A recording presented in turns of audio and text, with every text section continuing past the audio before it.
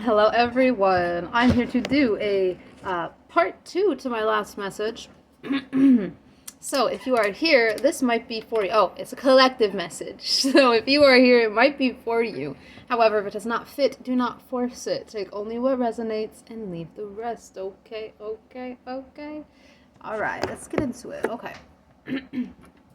So, to get back to what part one was. Right now you're in this phase where you are doing a lot of you've done a lot of deep self-reflection and continuous healing throughout the past several months, it feels. Okay. Where you're on this consistent basis of healing and connecting with the self and connecting with the scalaric field, and the scalaric field is the field that connects everything. It's Christ consciousness, basically. It's the all, okay? There's a lot of healing going on, and you're doing a large help to healing the collective of humanity through the work that you are doing, okay? Right now, you could be going through or have just gotten out of a phase where you felt like there was confusion or brain fog, where it felt like there was some sort of, where do I have it here? There was some sort of issue with self-forgiveness, possibly, or with understanding exactly how, like, what effect that your personal power has, or that your personal energy has. I have, give me a second here. I have so many notes, and I can't find the note that I'm looking for. Oh, it's right in front of me. You could have been facing a lot of different, like, choices, or when it comes to outlets, or when it comes to what you should focus on, or directions to go in, or there was just like a loss for what you were doing, why you were doing. Like, there wasn't a complete putting together of the pieces of why you were doing what you were doing, kind of thing.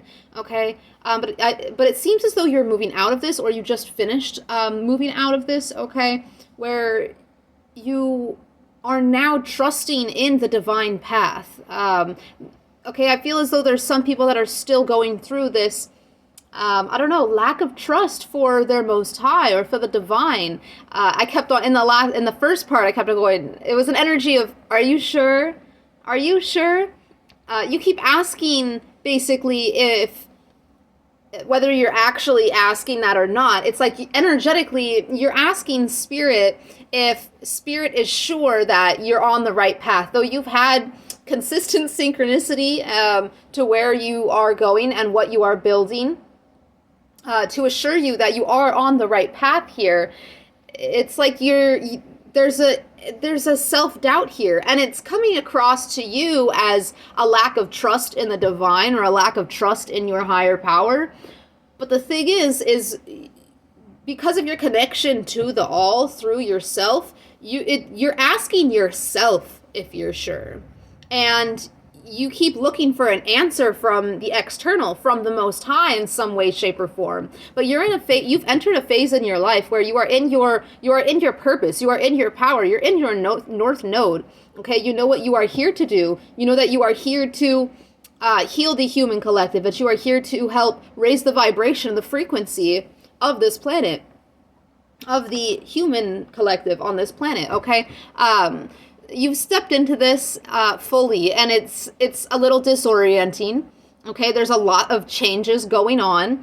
It's very much new to you, and it's understandable that you're feeling a little shaky where you're at. Okay, it is understandable, but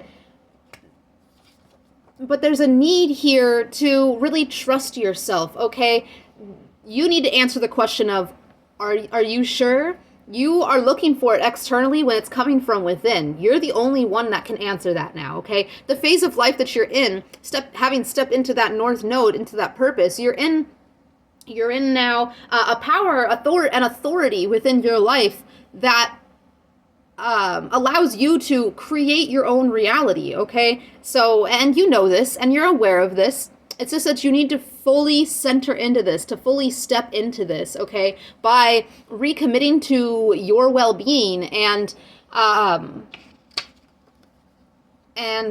being easy on yourself, understanding yourself, okay? Continuously reflecting upon why you're doing what you're doing, okay? Finding out what you're doing and then asking why you're doing what you're doing. And when you step into this consistent self-reflection, it becomes a daily practice where you are constantly intentional about what you're doing, because not only do you know what you're doing, you know why you're doing it. So therefore, you have a consistent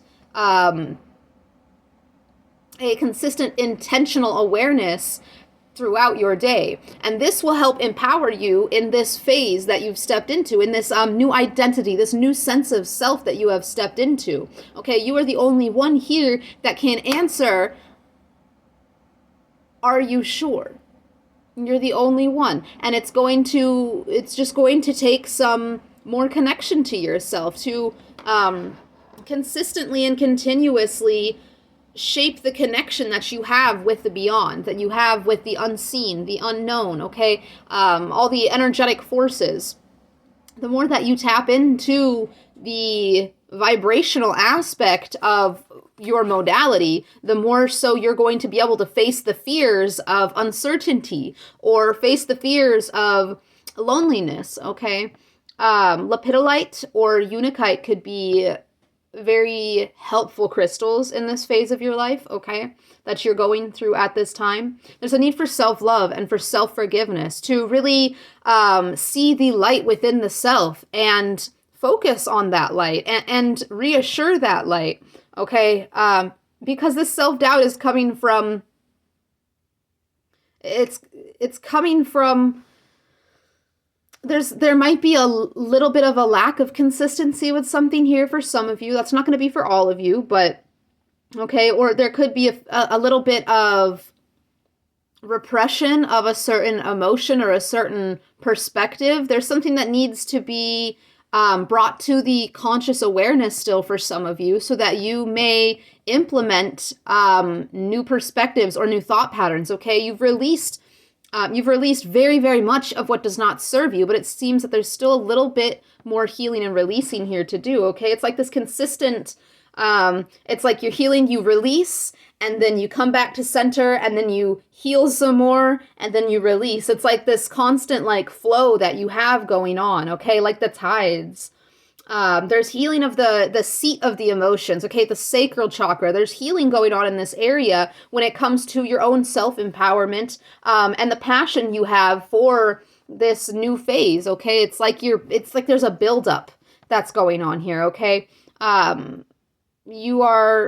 There's a lot of reflection that's going on within you, without you, as above, so below, as within, so without, kind of thing that's going on here. Okay, it's this clarity of your own consciousness and the clarity of what is being reflected back to you from the external world through people, through places, through music, through animals, through the wind. There's a deep flow here. And your spirit team is supporting you in grappling with any sort of loneliness or sadness or this disorientation of moving. You know, you have these, as I was saying in the first part, you have these wobbly little baby legs, like a newborn deer or horse or a giraffe. Like, they have those really long legs, and they're very wobbly. Okay, that's what you're like, where's my mama? And you're your mama here, even if you are a male. Okay, we all have feminine and masculine, mother and father within us. Okay, so it's you're embodying the nurturing of the self, okay? And your spirit team is reflecting that by nurturing you, by cradling you through this period, okay? They're saying, love yourself, be easy on yourself, okay? You are deserving, you are worthy, and everything is okay, okay? There's this collective underlying vibration of freedom and of ease, of enjoyment, okay? It's just that there's some depth, there's a deep feeling here going on with your with your vibration, because of this healing, that you're becoming more balanced between the highs and the lows of your life, and it's creating this authority of intuition. It's causing this order to your introspection. It's like you're very much embodying like a respect for your connection to the all, and a respect for the beyond, that which is unseen, okay? And it really radiates this this mysterious power that you have. Yeah, it emanates this mysterious power. Okay, this is what you have going on right now. All right, so now we're going to jump into, now that I've got it pretty much summed up, I think, we're going to move into part 2 messages, okay? So, when I was working with my lepidolite, I'll be right back. I had to grab Esther, my lepidolite. Okay. When I was meditating with Esther here, I got an overwhelming, not overwhelming, I keep saying that, but it's not overwhelming. I got a very penetrating, soothing energy, very tranquil, very peaceful and relaxing. Okay, it very much like it felt as though it would be a very beneficial stone to calm the nervous system, and as well I felt like it was like I had like greater awareness of my joints, and it was like soothing my joints as well. I do sometimes get some joint pain, so it was feeling that, and then I had the feeling in the sacral chakra, which gave me a feeling that lepidolite could help with stomach ease, whether it be digestion or inflammation. I felt as though lepidolite could do that, okay? And this one's just a message here for those that could be dealing with some sort of tension or anxiety, joint pains, stomach problems. Lepidolite can be very, very beneficial for that, okay? And then when I looked into it and I researched it, it can be very beneficial for boosting the immune system and for easing the effects of electromagnetic pollution. Okay, if you have sciatica, it can help you with sciatica. It reduces problems associated with Alzheimer's.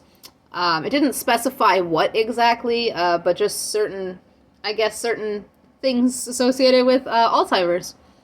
And then as well, it can help with the hormonal balance, or balancing the hormones when it comes to menopause, or when it comes to other hormone-related issues, okay? For those that go through menopause, it can be very beneficial for the mood swings, okay? It helps the mind and the body deal with hormonal imbalances, okay? And yeah, and it was one, and it did come through that it was beneficial for nerve pain and inflammation. So, so that was really cool. The stomach ease, it didn't really say anything about like easing the stomach, but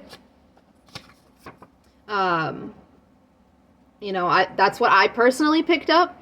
So maybe that's just for me personally. Okay, but some of you could be going through some sickness at this time, or some mood swings. Okay, lepidolite is very beneficial for mood swings, whether they come from a mental disorder or an emotional disorder or something like that, or not, even if they're just PMSing or PMDD, for those of you that unfortunately have that. It's very beneficial for dealing with that, the mood swings that come from hormonal shifts, okay? So you could be going through some mood swings at this time. You could be feeling, there could be a little bit of grieving or sadness or loneliness or something of that sort, especially if you have just closed out a cycle of removing that which does not serve you, and that which does not support you, okay? So you're in this energy right now of easing your nervous system. You're in this energy of coming back to the center and working with your own strength, okay? There's healing of the heart that's going on, that is here to create emotional strength, further emotional strength and emotional intelligence, okay? You're in this phase of reorganizing, of restructuring, especially when it comes to your perspective.